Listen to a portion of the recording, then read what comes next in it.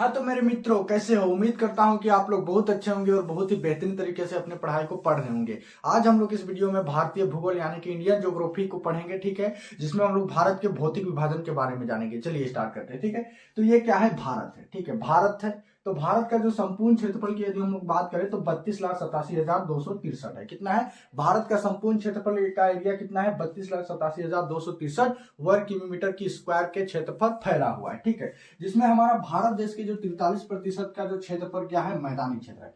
हमारा भारत देश में जो 43% का भाग पर क्या है? मैदानी क्षेत्र है। 47% का भाग पर क्या है? पठारी क्षेत्र है। और जो 10% का भाग के क्षेत्रफल क्या है? पहाड़ है। बाकी 10% के भाग पर पर्वत है और 10% के भाग पर मारुस्थल है, ठीक है। कोई दिक्कत नहीं? दिक्कत। दूसरी बात क्या है? सबसे पहले हम लोग जानेंगे भारत के उत्तरी क्षेत्र के बारे में, ठीक है। तो भारत के उत्तरी क्षेत्र में क्या है? हिमालय की विशाल पर्वत श्रृंखला है, आप लोगों को पता होगा, ठीक है। तो भारत के उत्तर में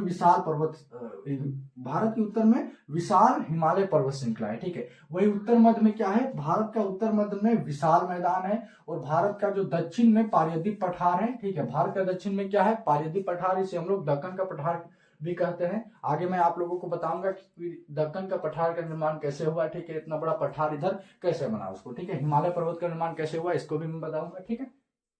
तो देखिए, भारत का जो दक्षिण में क्या है? पारदीप पठार है। और इसे दक्कन का पठार के भी नाम से जानेंगे। और इससे क्या है? पूर्व पश्चिम वाला जो क्षेत्र है इसे हम लोग तटीय मैदान कहते हैं, ठीक है।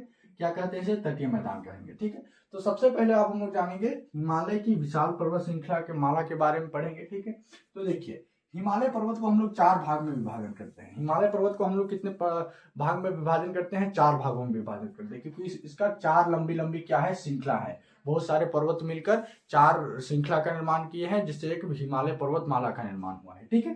कोई दिक्कत नहीं? दिक्कत। तो देखिए, जिसमें पहला वाला भाग को हम लोग बोलते हैं ट्रांस हिमालय, ठीक है। दूसरा वाला भाग को बोलेंगे हम लोग बृहद हिमालय। और तीसरा वाला भाग को बोलेंगे हम लोग मध्य हिमालय। और चौथा वाला भाग को शिवालिक हिमालय भी कहते हैं, इसे नवीन हिमालय भी कहते हैं। और सबसे बाहरी हिमालय भी कहते हैं, ठीक है। तो आइए ट्रांस हिमालय। तो ट्रांस हिमालय की यदि हम लोग बात करें तो ये दो इस तरीके से ये हिमालय। तो ये वाला भाग को हम लोग बोलेंगे जम्मू कश्मीर का क्षेत्र वाला हिमालय। और इधर वाला भाग को बोलेंगे हम लोग चीन का हिमालय, ठीक है। कोई दिक्कत नहीं? दिक्कत। तो देखो, जो चीन का हिमालय में यहाँ पर एक कैलाश पर्वत है, आप लोग याद रखिएगा, चीन का हिमालय में, ठीक है। कैलाश पर्वत कहाँ स्थित है? तो चीन के हिमालय में स्थित है, ठीक है। तो जो जम्मू कश्मीर वाला जो क्षेत्र है, जिसमें मुख्य 4 चोटियां है, जो जम्मू कश्मीर वाला क्षेत्र में मुख्य 4 चोटियां है। पहला को बोलते हैं काराकोरम पर्वत, ठीक है, जिसमें सबसे ऊंची चोटी केटू गोडविन डेस्टिन है। दूसरा लद्दाख और जास्कर और फिर पंजाब है, ठीक है। आई होप कि आप लोगों को इतनी बात समझ में आ गई होगी, ठीक है।